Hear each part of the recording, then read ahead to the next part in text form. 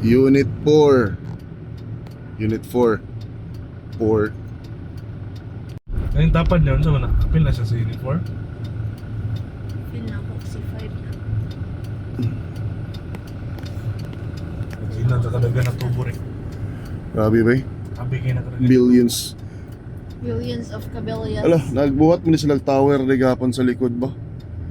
Parehas nga pa na ng tower nga pula. Tower crane, siguro lifting na. Oo. Una may tower crane, no? Admin house di siya, ideally. Ah, okay. Parehas nga po ni siya sa... Oh, 4 or 5. Ayun, ang kinas din ako, bay. Layo po ito.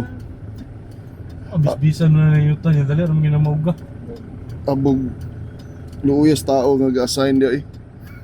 Diretso, tarito, makalusot, tarito na. Ah, Kani ba? Sus. Manaod na sa tagipdas. Kita.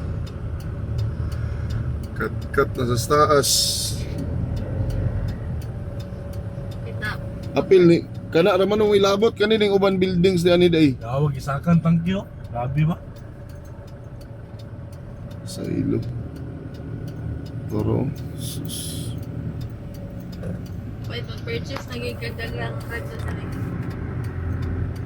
Lagi di na ra ba functioning to ang mga radyo. Mukhang Oh, sige, kahagbong. Ay, ate kayo. dapat bayaran na sa magbong, bay. Makagbong. Maya pa. Dapat ilag dyan yung Bayaran dyan ako, mako. Magnan ako number. Taka nagigipang construct din ba? Tagay, pinangawala nga tol sa itong nasa kwan. Dyan sa Kisling, ikatong pa. Sa ka. Asay nila sa conveyor. Sa ani. Sa ilo gyapon niyo. Oo, sa ilag. Parang ano.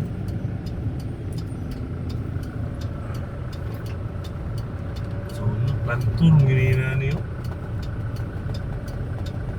Grabe yung abog ba? Makikita yung dalan.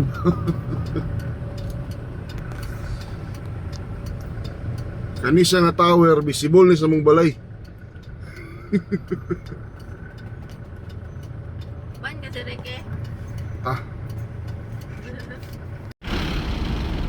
Unit 1, Unit 2, Unit 3, Unit 4.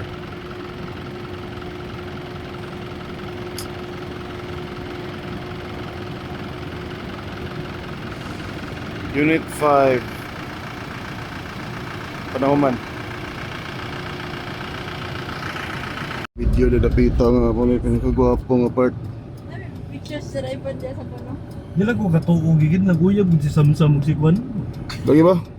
Si MJ sige ram mo gilang gwapo ya makita ko si MJ ram ganang gwapo sa iyong mata. Si Lopez eh. Si Lopez ato. Uy, masin yun. Nang ikuha na. Klaro nga. Atong puspos siya yati ka na atong kun. Oy, nakabisita rin ko din niyo.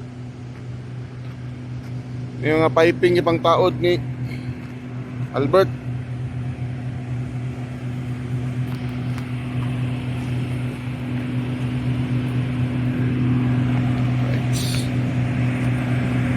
Before and after siya, before and after.